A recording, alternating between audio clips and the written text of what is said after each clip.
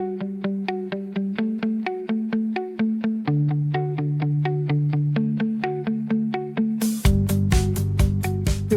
morning and welcome to Puerto Vallarta Real News. I'm Brent Lane, your host, and so happy you're here with me. For those who are here every day, welcome back. Thank you so much.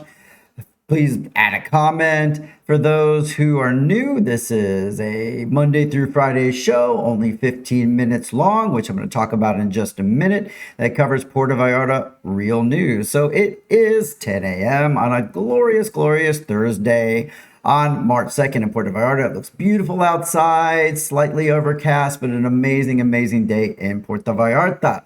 Just a reminder, if you never want to miss a show, just go on over to my profile, hit the follow button. That's a great way to stay up to date. If you want to watch anytime you like on YouTube, just scan that QR code with your device. And if you ever want to chat with me or send me a note, you can hit me on my email as well. But most importantly is that follow button. Hope you're enjoying the new improved ticker at the bottom. You're going to notice a lot of changes on the show today, and I hope you like them. And again, huge shout out to my sponsors for making a lot of that happen and taking care of me. As a matter of fact, speaking of new, as we all know and love, we've got the coffee cam with the cheers. That's kind of fun. So there you go. All right, stop cheersing. It's always a work in progress. Let's go ahead and do that together now. There we go. Coffee cam. We love it. All right, moving into the news today. Before we do that, I do want to say I'm really going to strive to keep this show at 15 minutes or less. I know the show's been creeping to 18, 20, 23, but I want the show to be a 15-minute show. In, out, get moving, and continue your day. So today I'm going to really focus on that and going forward. Yesterday, I hope you all were as excited as I was about that moon launch. But let's get into it. Let's talk about local news, and trash has definitely been the subject lately of what's going on here in Puerto Vallarta during the holidays and not during the holidays. So while it's the start of the show, many government services are going to take a break for Holy Week holidays, but Puerto Vallarta's sanitation department is staying fully operational. Local authorities have confirmed that garbage collection will continue without interruption on both Holy Thursday and Good Friday. Crews will be working their standard morning, afternoon, and evening shifts to manage the increased waste that typically comes with a massive influx of spring travelers.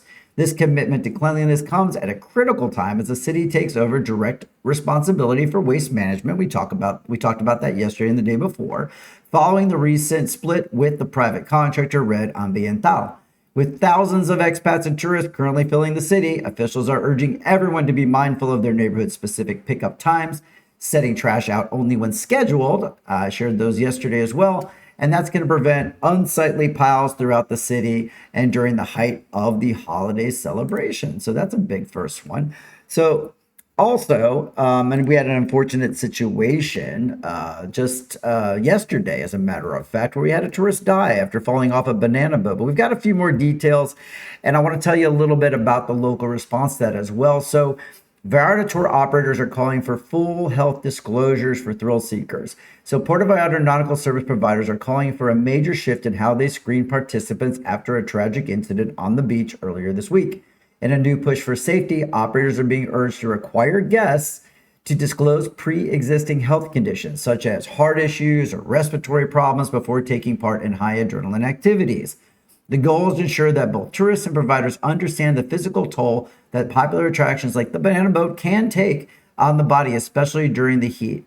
So this renewed focus is, of course, because of the death that we just had for the 57-year-old tourist from Leon in Guanajuato and Wednesday afternoon. After he enjoyed a ride on the banana boat at the beach in the North Hotel Zone, the man reportedly began to feel ill, experienced some chest pains, and shortly after he returned to the shore. Despite the rapid response of the municipal lifeguards and firefighters who performed CPR for several minutes, he unfortunately passed away on the sand. Relatives did later confirm the man had a history of heart issues, leading authorities to determine the cause of death as a heart attack rather than drowning. And just as a reminder for our expat and tourist community, this serves as a real somber reminder to always check in with yourself and be transparent with guides about your physical limitations before heading out on a thrill ride. Okay, so real quick, just for me, I need a coffee cam moment. So with that, cheers to you, and let's have a drink. Okay, let's hit a Mexico national news story real quick. So, Treasury official has resigned after using the National Palace as her quote unquote sun deck.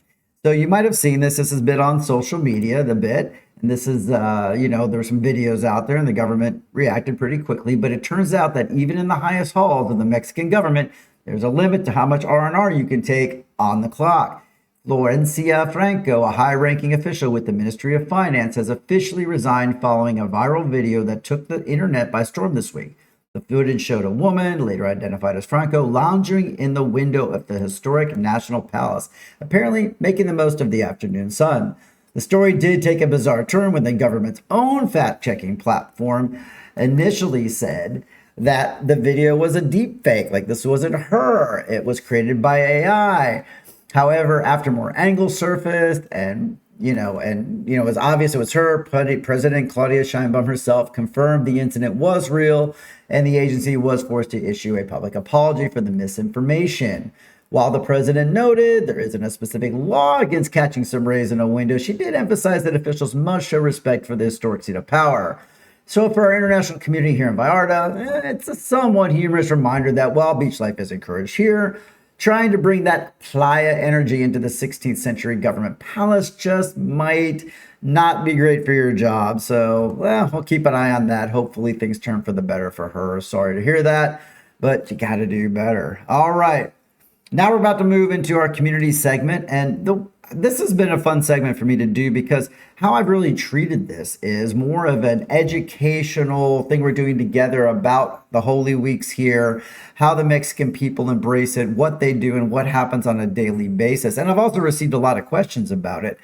So here we go. Let me try to answer some of those for you. So first of all, Holy Week is continuing. Let's talk about what's going to happen today as what's going to happen tomorrow on Good Friday, which is a big day. But as a reminder, Semana Santa is March 29th to April 5th. That's the Holy Week. And then week 2 is Semana de Pascua, which is the Easter holiday, which is April 6th through the 12th. A lot of kids are out of school. A lot of families are here. So today's tradition takes center stage. So today is Holy Thursday, Jueves Santo, which marks the start of the most solemn period of the year. Local parishes, including the iconic Our Lady of Guadalupe, will hold the washing of the feet ceremonies this afternoon, followed by the evening's visit of the 7 houses. This traditional pilgrimage sees families walking between 7 different altars across Centro and the Romantic Zone in a shared spiritual journey. So tonight offers a unique glimpse into what is a little more quiet, a little more solemn, which is going to balance Vallarta's holiday energy with a little bit of peace. So following evening mass, churches move to the Eucharist to ornate the altars of repose, R-O-P-O-S-E, for all-night vigils in preparation for tomorrow's Good Friday. You may also notice a change in the city's soundscape as traditional church bells often fall silent tonight, replaced by the rhythmic clack of wooden matracas calling the faithful to prayer. It's a powerful time to experience the community cultural heart before the major passion reenactment is going to start tomorrow. And I know you've been asking about that one.